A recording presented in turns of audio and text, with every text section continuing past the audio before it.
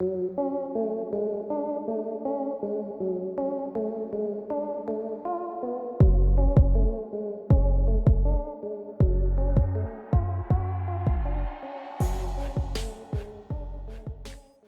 right, Cowboy Nation, we back, episode 106, and we talk about the defense. And it's your host, Matty Mac, a.k.a. Nemo Rings, and the one and only. The mother of Dallas is here, people, and I'm feeling much better. Look at you. Sound like you just had a nice bowl of cereal. Okay, look at God. Ain't he all right? Word up. So we're going to talk about the defense today. Yes. A very important piece of the team that's getting overlooked, in my opinion. Yeah, because they say defense does win championships. Exactly. I mean, just look at the most recent Super Bowl. It was 3-3 until like 6 minutes left in the game. That's defense. Right. Yeah. But let's talk about the defense and how we were a top 5 defense all last year. Most of the year we was like at number 3, but we got moved down, and that was after like the last 3 games of the year where we gave up a lot of points. But we remained in the top 5 all year, and I think we finished ranking at number 4. So I was reading an article, and I'm going to read you just the kind of first part of it. Mm-hmm. It says the star power of the Dallas Cowboys may be on the offensive side of the ball, but the defense is what it will take to take them to the next level.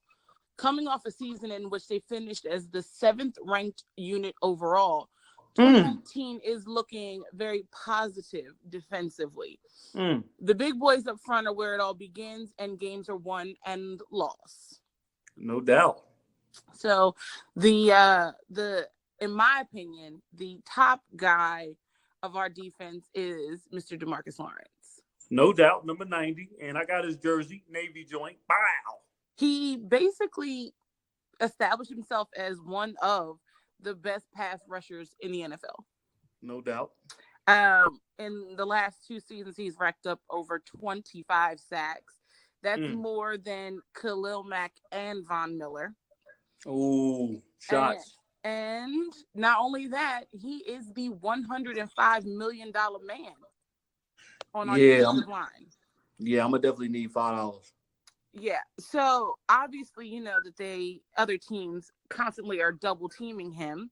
Mm-hmm. It allows his teammates to take advantage of that one-on-one opportunity pretty frequently. No doubt. He is, I'd like to say he's an elite player. He is, in my opinion, one of the best. If we're talking numbers, he's one of the best, in my opinion. Yeah, no doubt. But let me just go back. You said that we were ranked what again? 7th? Ranked 7th as a unit overall. Damn, I could have sworn we was like number 5 or 4. Oh, okay. Yeah. Well, you know what?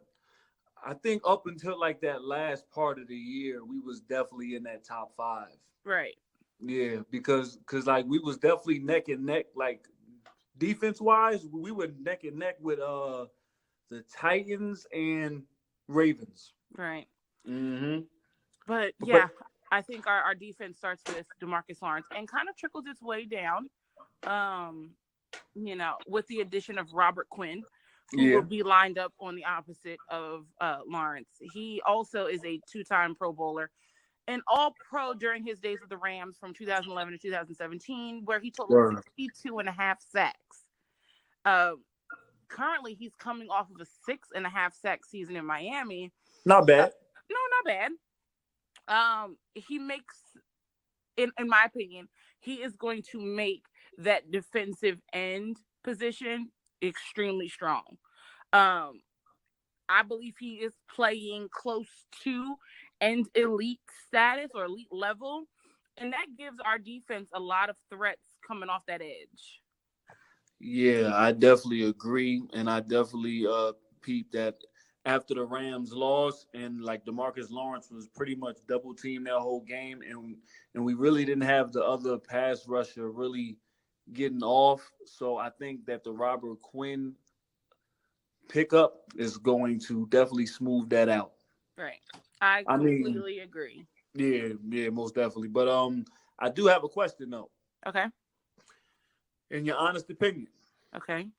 what was the best part of the 2018 Cowboys last year? My favorite part was Miss Leighton Vander Esch. So you do agree that the defense was the best part last year? I think so. He came in AT&T Stadium and took the hinges off the door. I'm Yeah, no sorry. doubt. Um, he was very underrated, extremely underrated in the draft.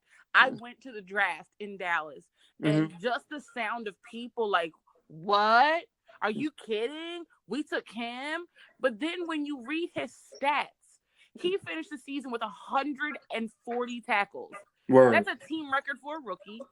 7 passes were defended, 2 interceptions in 11 starts.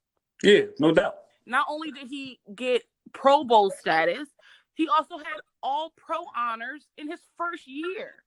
Um, and I can say just from watching the Cowboys so much that linebacker position was pretty weak. Word.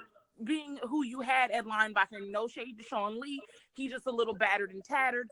But I feel like now it's in some really good hands, and I'm excited to see what he can produce this season.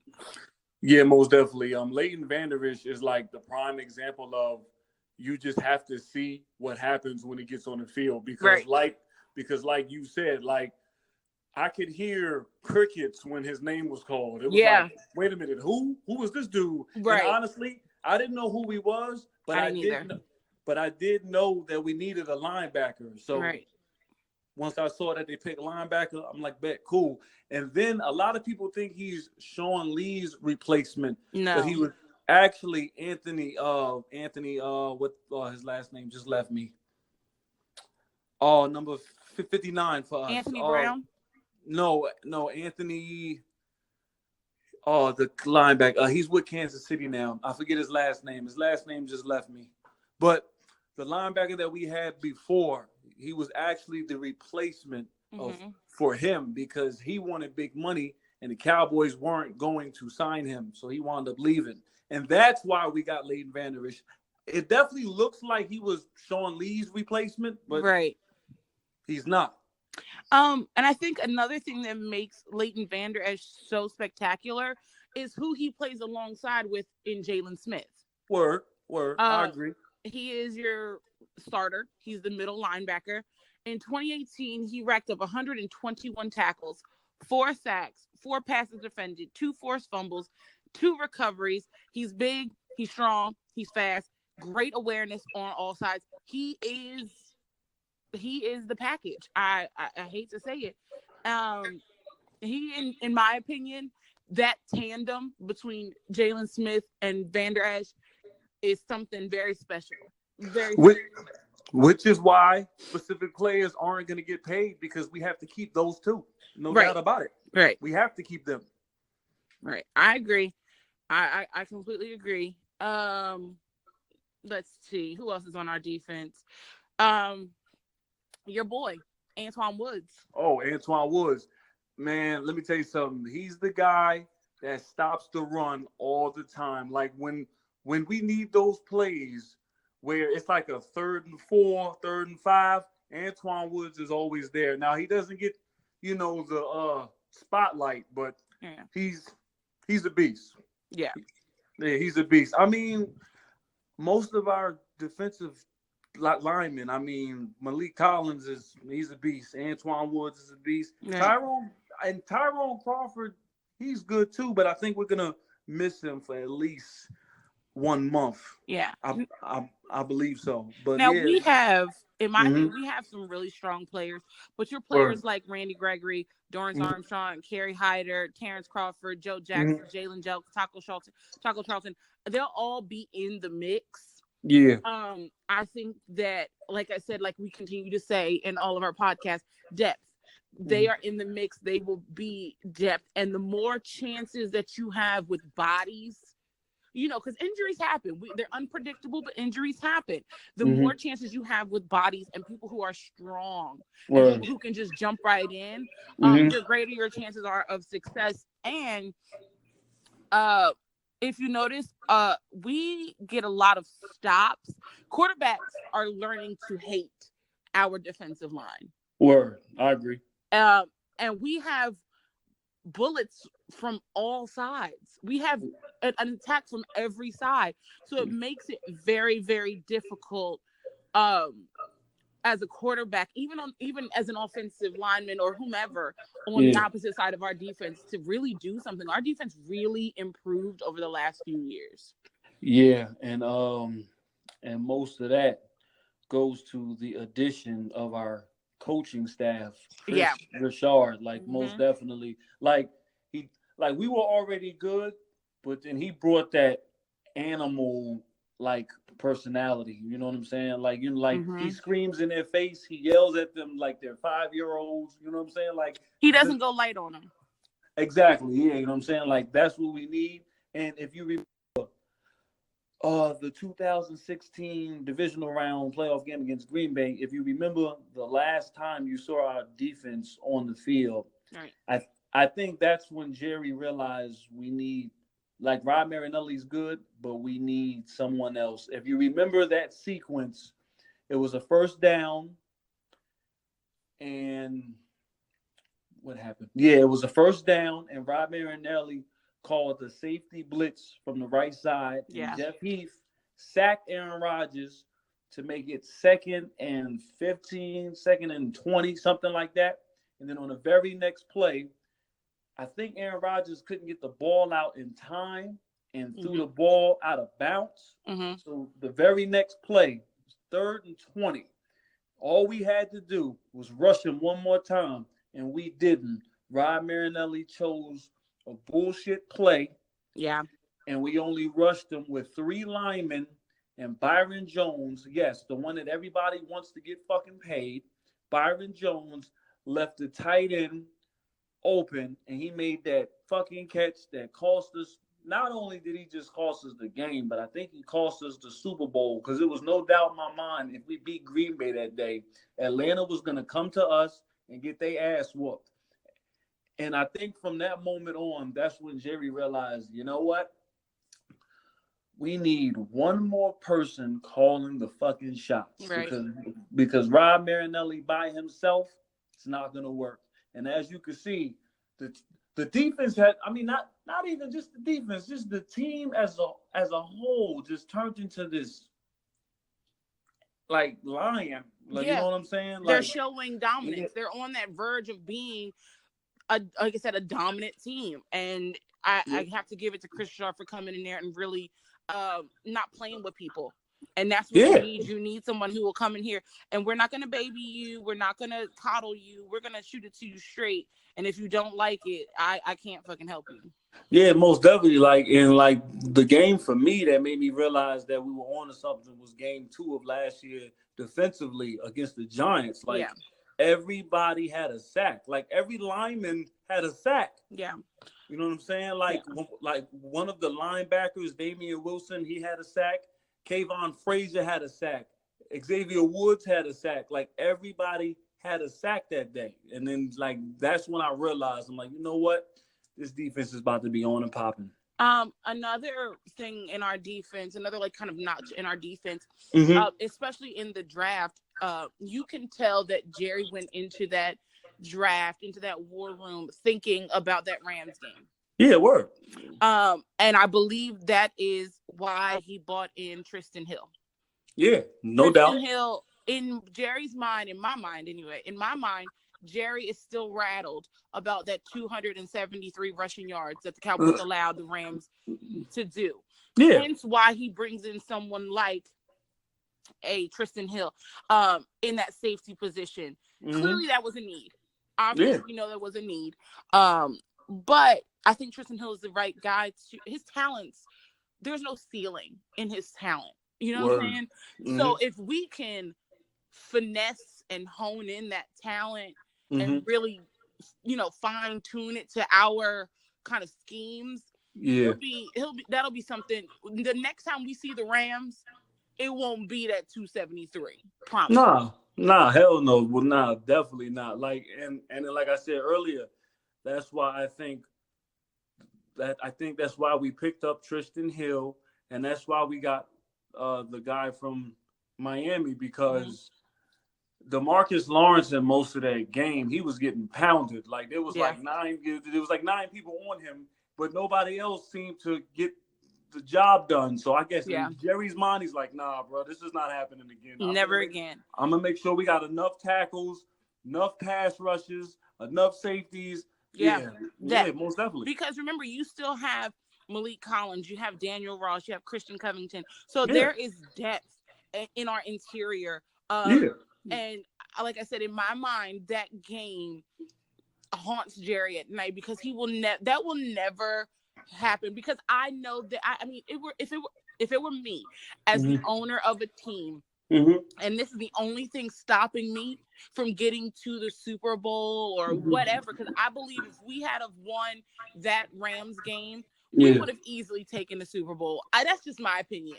I could be completely wrong. That's just me. However, when you lose the way you lost, it wasn't the number. It wasn't the number. It wasn't the score. It was the way it was done. That would eat me up inside. And every single time I had an opportunity to improve where I lacked, I would do it. And I believe the next time that the Cowboys see the Rams, Jerry is going to unlock the beast. He is going to come full guns blazing, locked, loaded, and ready to go. Well, agreed. And the crazy thing is, we lost bad, but at the end of the day, it still came down to a 4th and 1. Yeah. All we had to do was convert, which is why he brought in one more lineman. He's like, you know what? The offensive lineman is good, but I think we're going to need one more. Right. You know what I'm saying? Like, I mean, and like the Ram fans, because they can say what they want. Yeah, they ran over us 280 plus yards. That's great. But it still came down to one play, that 4th and 1. Right. And had we got it, this might be a whole new, you know what I'm saying? Yeah, that would have changed the whole momentum of the game. But let's talk about Sean Lee. I know we touched on him briefly when we had the whole Leighton Vander Esch conversation, but now that we have Leighton Vander Esch and we have Jalen Smith, I think Sean Lee's role will be a little different. Yeah, most definitely. I think now he doesn't, with Smith and Vander Esch, he doesn't have to take that pounding he normally would. Because if you remember, I think you and I have had this conversation multiple times. Sean Lee is any and everywhere. He is like Visa. He is accepted any and everywhere on that field. And he has that vision where he can see things kind of before they happen, or he has that vision where he can see things, and he is always there. The only problem we have with him is his health. Yeah. Them hamstrings have been a problem for, I can't tell you how long it's been a problem. So I don't take away the fact that he is one of the best linebackers in football. I will give him that credit because it is owed and it is due. However, I think now with the addition of those two, we can see maybe a little less of him.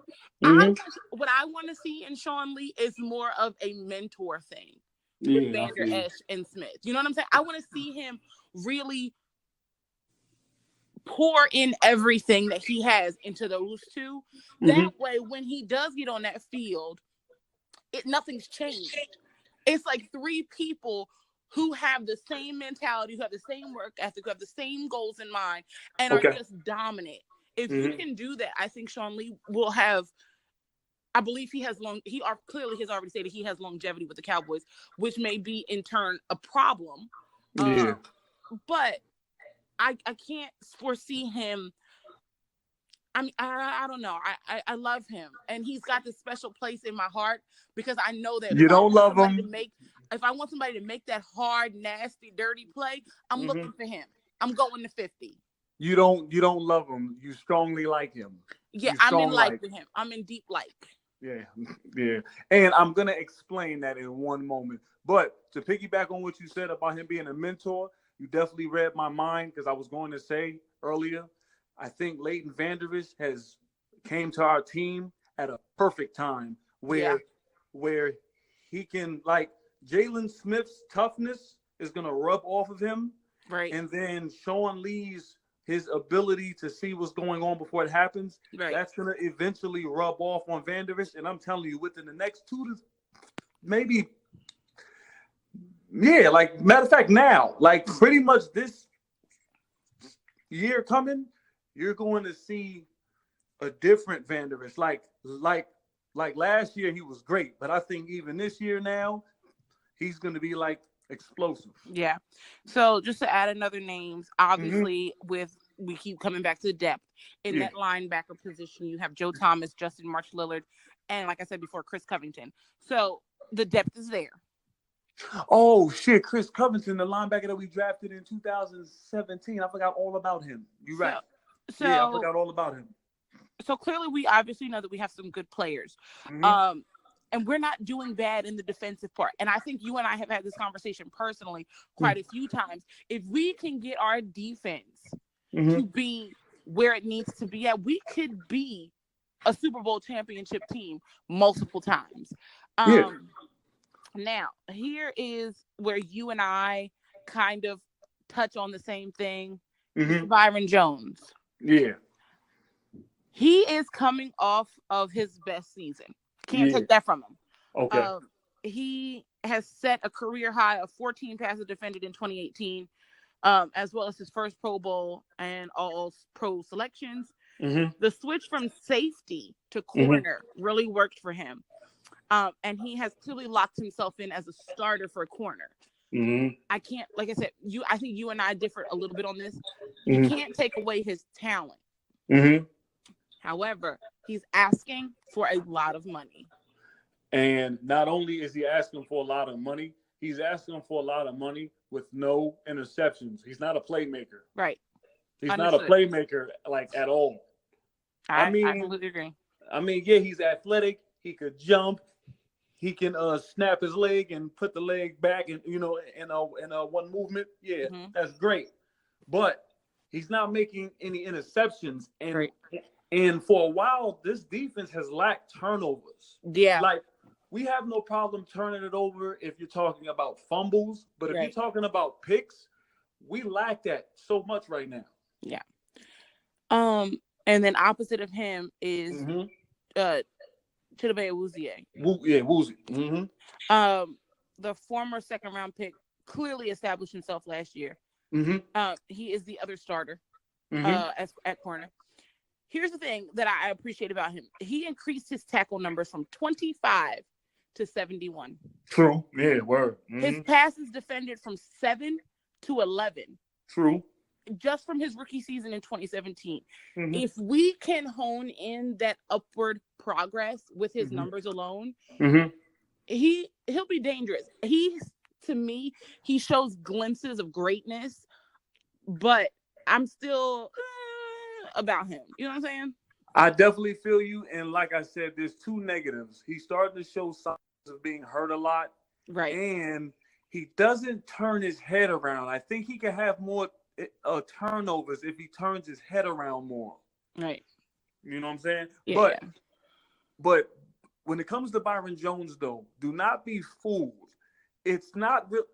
I don't want to sound like a Byron Jones hater, but here it goes.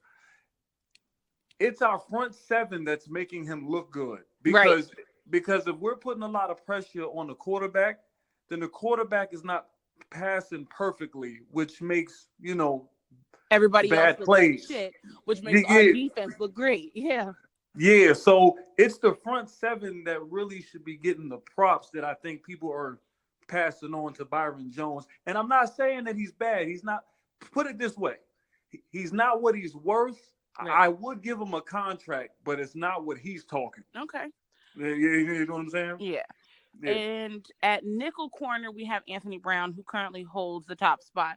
But that is not solidified yet because you have Michael Jackson, who came in, the rookie, who came in and has been showing his ass during this season. And you got Jordan Lewis.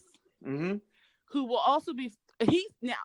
I think there's three things that you have to see in this. Anthony Brown currently has a spot, so he's comfortable. He needs to he's fighting to keep the spot, right? Yeah. Then you have Michael Jackson, who's fighting to earn the spot. You hear the Mm-hmm. difference? Fighting to Yep. earn the spot. Then you have Jordan Lewis, who's fighting for a spot on the team in general. Yeah.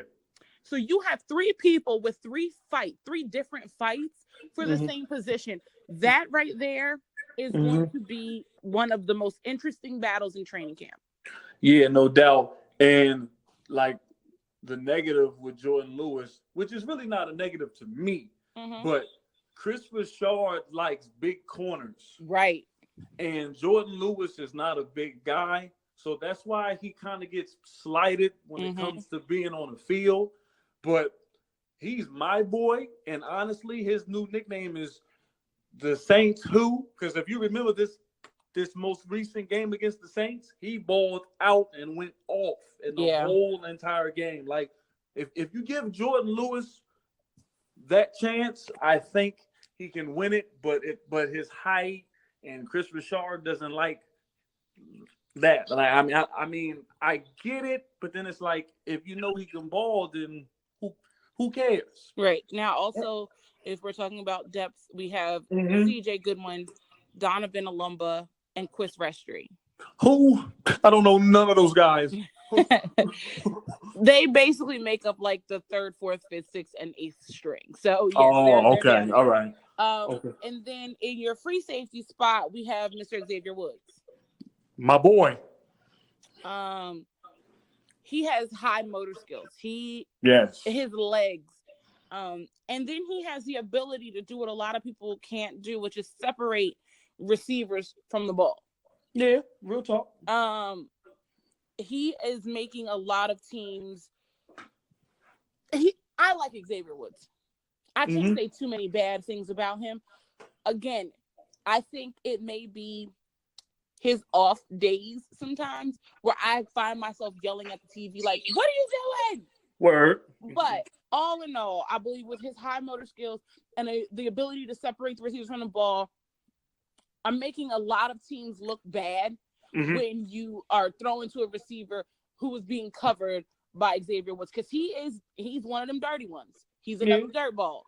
He'll do it. I like him. I don't hate him. No, I actually think that he has like the skills to actually be great, and I do like how we kind of pissed him off by trying to add another safety, because now he feels like he has something to prove. Right. I'm like, yeah, that's gonna definitely work. So this year, be prepared. Xavier Woods is gonna go off. Now, strong safety. Your current starter at strong safety is Jeff Heath. Oh. A lot of people, especially the fans, are not super duper happy about that. But also they have brought in a lot of people. Donovan Wilson, Kayvon Frazier will be in this dog fight. Yeah. George, what's his last name? George Iloka. Okay. He's been brought in during free agency, and he's also in the fight for that starting role. And in your depth, you have Darian Thompson, Jamil Showers, Kyle Quiero, and Tristan DeCrowd, I think that's his name. So I think, again, that's another interesting fight. I'm ready to see Kayvon Frazier, Donovan Wilson, George, Jeff Heath, all of them. That'll be really interesting because, like I said, Jeff Heath, he's okay. I'm not jumping for joy. I'm not jumping out my seat. I'm not running around screaming with my head cut off because of him. No, I feel you. But I think training camp will make or break that situation, that strong safety situation. Yeah, most definitely. Like, Jeff Heath's good enough to be on the team, but are you willing to put your last dollar on him? Probably not. Yeah, no. Yeah, most definitely. Um, But back to something that you said earlier. You said you love Sean Lee. I do. Here's the thing. I love Sean Lee because I know how great he can and is. You know what I'm saying? I love the player Sean Lee. The only downfall for Sean Lee, and you can ask anyone who I talk to personally, my downfall with Sean Lee will forever be the injuries. I, Mhm. I I can't recall the last time Sean Lee has played a full season, and I've said, Never. "Oh, okay, cool." Yeah, It's the never. injuries that bother me. Other than that, he is one of my favorite Cowboy. When I went my first time going to AT&T Stadium, I stopped at two places: Mhm. number 88, Des Mhm. Bryant, and then number 50, and then I went to see everybody else because those two really, for me, I feel you. I like the dominance of those players in those positions. Mhm. Um, I mean, I do. I can't take it from him. I like him. Yeah, you like them. Never say love. My dad taught me never to say love unless these motherfuckers bring you a ring. So you can't say you love any player until they bring you a ring. I guess you're right. That's like saying I do till death do us part, and we ain't even get engaged yet. Hmm. You know what I'm saying? Yeah, yeah, But agreed. but I do have one more question for you. Okay. Do you think this defense will take a step forward or backwards this year coming? Um, this defense has three things which can take us a step forward: Mm-hmm. experience, Mm-hmm. depth, Mm-hmm. and youth. This is I not an feel you. old team. No doubt. These players on this team are not old. They are youthful. They are dominant. Mm-hmm. We clearly have the depth. So if someone doesn't work out, we can push someone in. And then the people that we have currently can, like I said, with the whole Sean Lee Vander Esch thing, can Yeah. mentor. They have Word. experience. Um, I think these on all levels of our defense. Mm-hmm. I think with I think once you get the Rob Marinelli, Chris Richard, whip that into this pot, Mm-hmm. I can't foresee why we can't go back to the playoffs and ultimately win a Super Bowl. This defense to me is top 5 across the board. I feel you. I agree wholeheartedly. Mm-hmm. Word up. I And it will, mean, and I think what don't get me wrong, I love our offense. Let me not say love because I know how you feel. I like our offense. I mm-hmm. do. But anybody who knows football will say the same thing. Defense wins championships. And if you can get you a defense that is as dominant, as strong, as willing, as hardworking, has it all across the board, this team on multiple levels, this defensive team on multiple levels Word. is the best defense we've had in quite some time. Especially in my era, your era, this is like the best defense that we've seen. Yeah. And like I said, I can't foresee why with the whole Chris Richard, Rod Marinelli, Mm-hmm. the experience, the depth, the youth, I can't see why we can't be top 5 defensive team and go back to the playoffs and ultimately the Super Bowl. I can't foresee it not happening. You know what I'm I saying? feel you. Yeah, like I feel you. And honestly, this defense is going to help Dak out a lot because no matter what other Cowboy, fans think, we were only in the playoffs last year because of this defense. True. I mean, and that's just my opinion. I watched the whole season. I studied every game. Defense is the reason why we were there. Yeah, the offense started picking up and putting up points, Right. once we scooped up Cooper, you know what I'm Right. saying? But Right. the defense is the reason why. Like, for example, that Houston Texans game, we would have never even been in overtime if it wasn't for that defense. And I Right. don't care what nobody say. And Dak is the type of quarterback where he's going to need that defense because Yeah. I can't put my last dollar on Dak. If the defense is having a bad day, Dak is going to pull out. You know what I'm saying? Yeah. I don't Yeah. think so. I mean, I'm going to put it to you this way. He's never shown that yet. Right. Not to And say it's not coming, but we haven't seen it just yet. matter of fact, perfect example, the Rams playoff loss. The Yeah. defense had a bad day and we lost. Right. You know what I'm saying? Like you and I have talked about before when it comes to our defense. Mm-hmm. This defense is the get back to that Rams game. Yeah, word. Okay. This is that, like, I promise you, when the Rams game comes, because don't we play them twice this year? We play them in the preseason, then we play them in the regular season. Yeah. Jerry Jones is going to go into either stadium with BDE. Do you know what BDE means? Big No. dick energy. Okay. Big dick energy. He's gonna come in there as if his junk hangs to his knees. Why?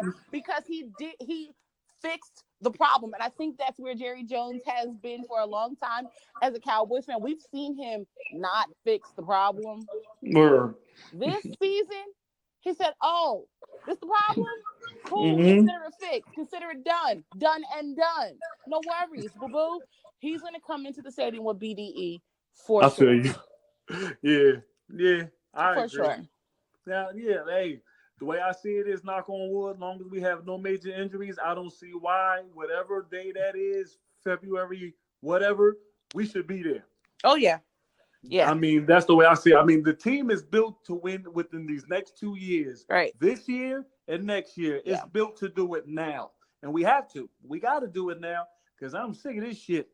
Facts. But I'm glad that we have Chris Richard. I like Chris Richard. Me too. For He's a dope. lot of reasons. I think that he is that I ain't playing with you type of motherfucker. You know what I'm saying? And I don't know if you remember, but the first Eagle game this year, I don't know if you remember in the beginning of the game, the players were like scuffling. I do remember that. Yes, I do. Well, after reading the articles, it was actually Chris Richard that was scuffling with the Eagles. That's what I'm saying. And that's the type of coach that I need. Right. You know what I'm saying? Also on that good BDE. Mm-hmm. Okay. But yeah, for sure. I like him. I think that he has that type of energy where I'm not going to do all this lip service, okay? Right. We're not about the lip service. I'm gonna put it to you. I'm put foot in the ass, okay? And I like that. Yeah. I like that. I can't take that from him. Yeah, I mean, we put it this way: in 2016, 17, our defense was horrible, and then we brought him in, and then now you're talking top 5 defense. Yeah, top 5 defense, and it's pretty much the same players. Right. You know what I mean? With little additions here and there and switches and moves, but essentially the same personnel. Yeah. Yeah, word is born. Yeah, I mean, hey, I'm all for it. I can't wait. You know what I'm saying? Like, I'm excited. I really want to see what we do that first month. Like, I really want to see what we do that first month. Mm-hmm. We got the Giants, got the Redskins, got the Dolphins, and then we got the Saints. If we could get through the first 3 weeks with no loss, we'd be good. The Cowboys is on to something. That's right. The way I see. I agree because let me tell you, the tail end of our season is a little stanky. It's a little, but I got faith in my team. I think this defense is really going to take us places. Playoffs, Super Bowl, done and done. I'm tell you the truth, I ain't even worried about that. Like, the games that people think we're going to lose, the games I think that's the ones I want to win. The games where people think we are going to lose are the games I want to win. And I mean, I want old nasty win, not this little play, not this overtime shit, not this 1 point shit. I mean, I want old nasty win. Oh, they did what? Look, there's 16 games in the season. I want the Cowboys to at least give me 11 games. Give me the choice of watching the fourth quarter. Right. Yes. You know what I'm saying? Yes. Give me that choice. I'm tired of sitting on the edge of my damn couch. Exactly. Exactly. That's what I want. And that's what we're going to have to do because the biggest negative on this team is Jason Garrett. So we can't have games coming down to him calling one play. Right. It ain't gonna work. It's not gonna work. Yeah. It's not gonna work. So we have to dominate. Right. And everybody's like, oh, you're asking for too much. That's not reality. Bullshit. The Patriots do it all day, every day. Every day.